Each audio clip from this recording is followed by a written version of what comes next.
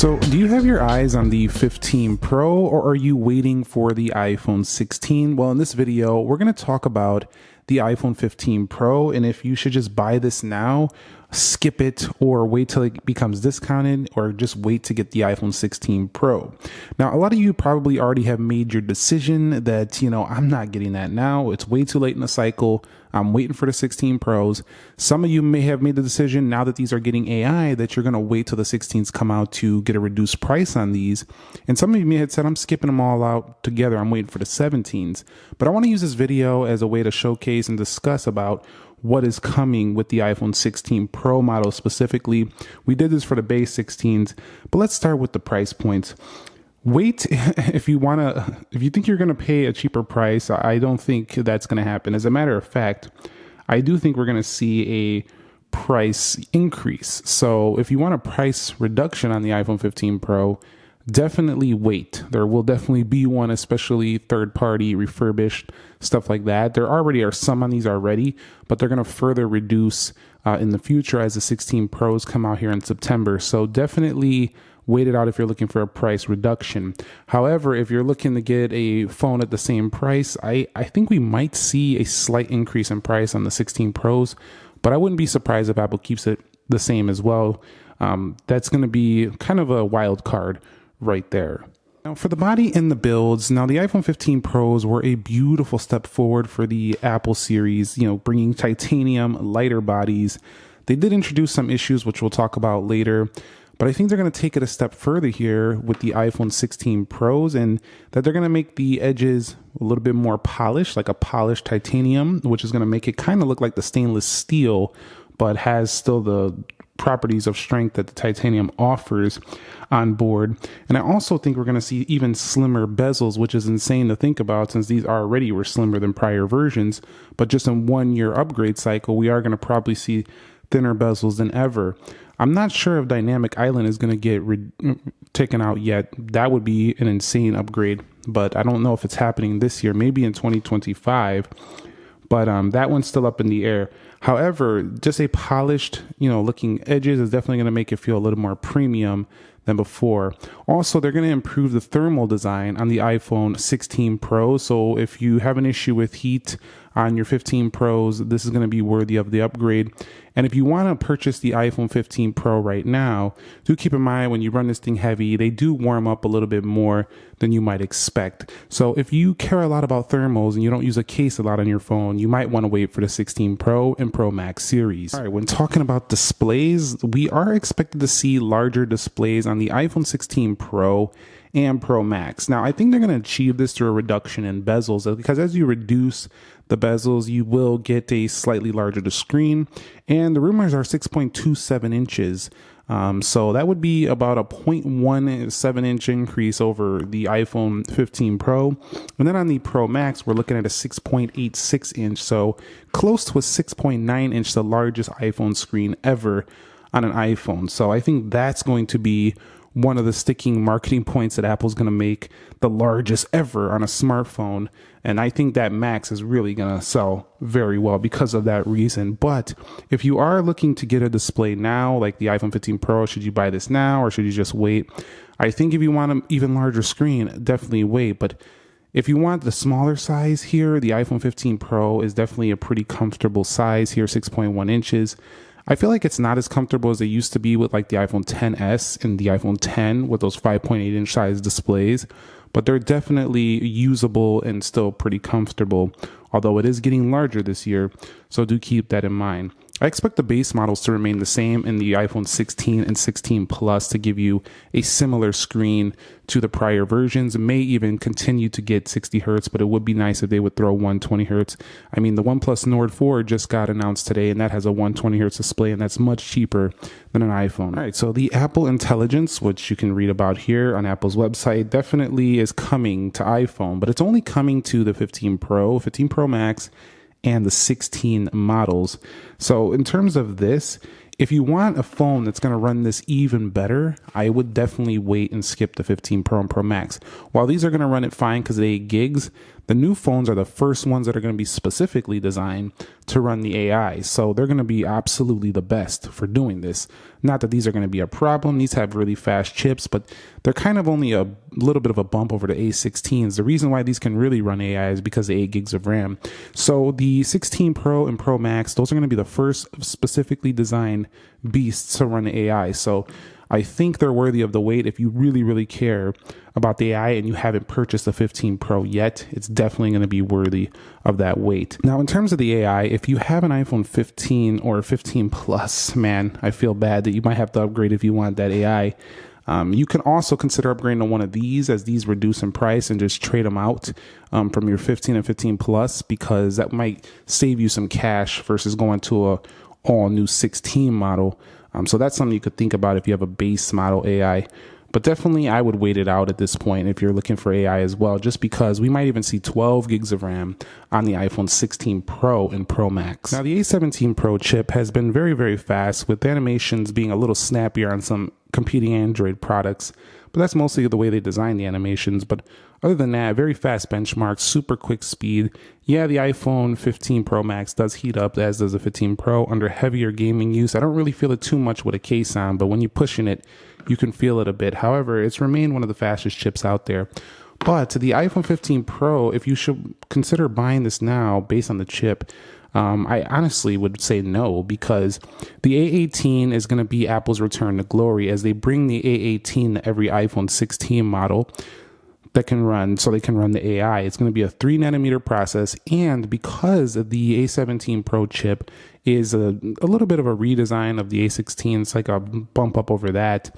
The A18, specifically designed with AI in mind, is going to be another reason to wait, because if you buy this now, you're getting a processor that's more like the A16, just slightly enhanced.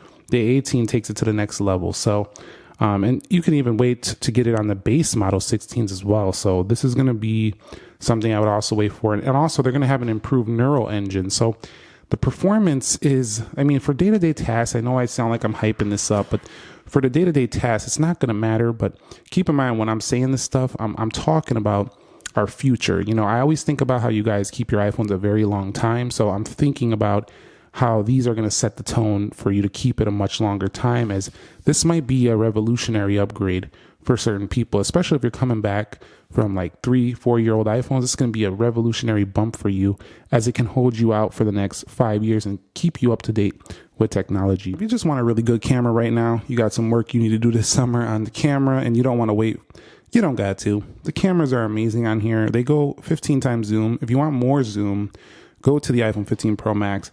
Of course, they're going to improve it with maybe a capture button on the iPhone 16 Pro and Pro Max.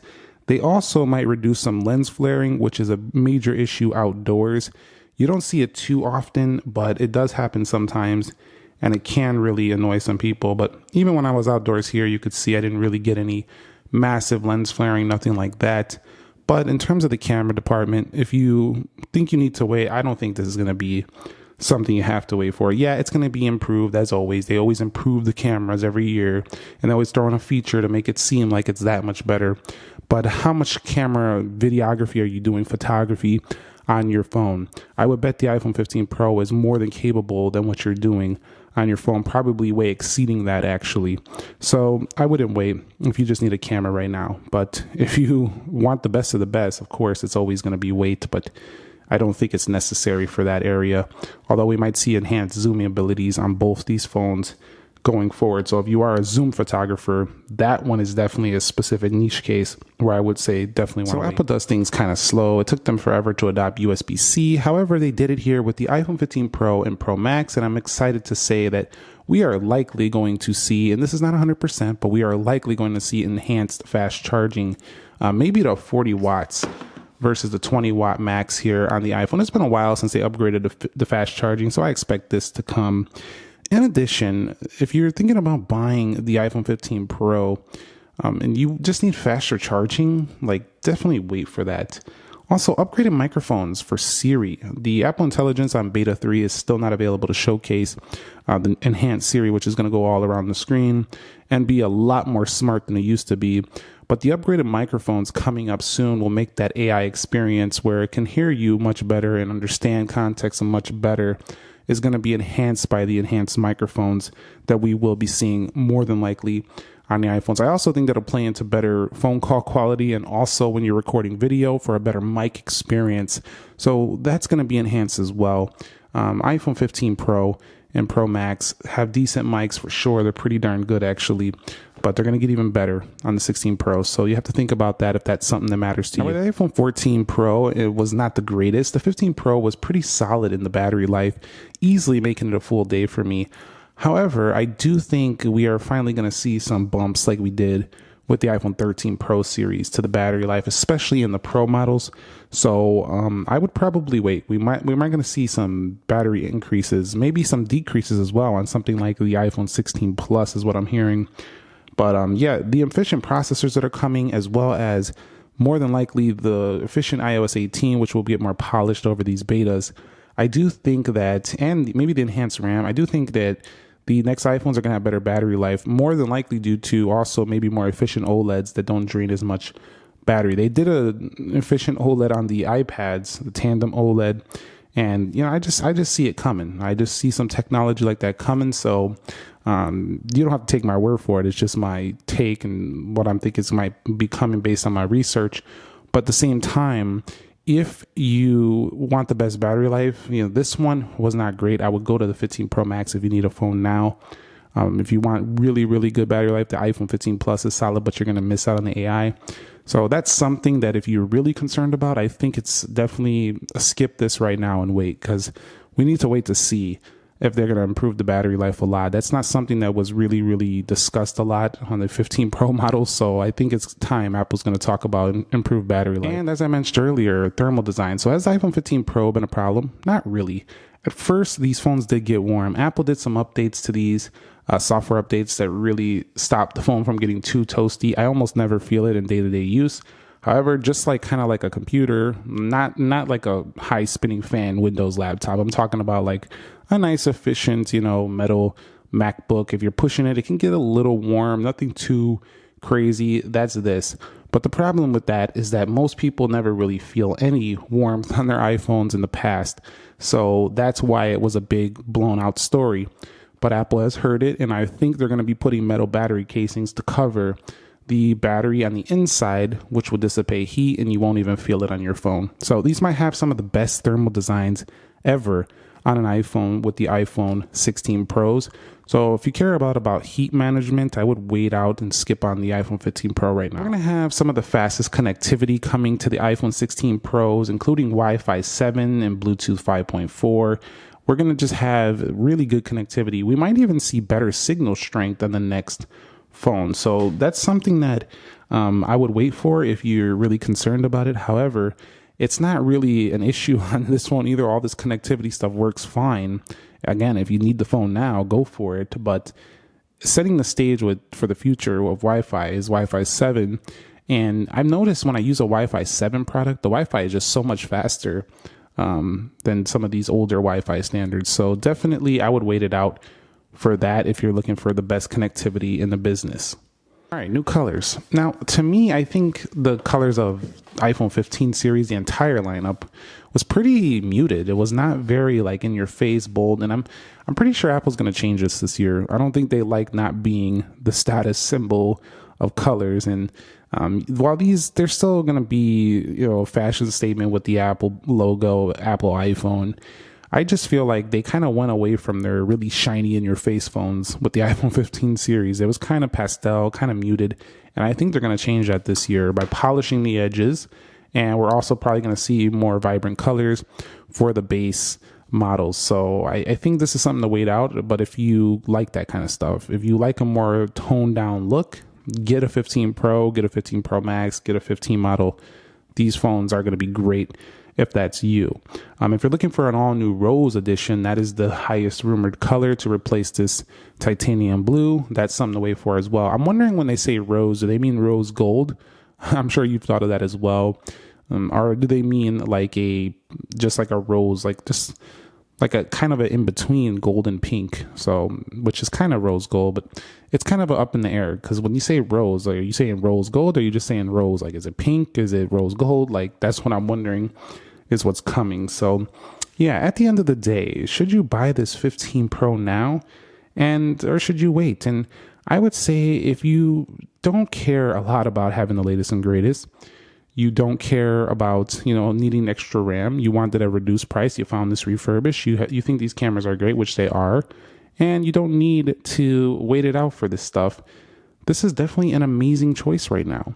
But I think you would be doing yourself a service by waiting for this reason, even if you were buying this, and that is that this will become reduced in the price. It will still be getting the AI, and you can definitely see if you are going to make the right choice. So it's kind of hard for me to say just straight up go get it. Like you got to be at this point, you got to be kind of like really, really needing this, or you've been saving up and you just don't want to wait. Like you got to be pretty impatient or something like that. So it's hard for me to just say directly get it.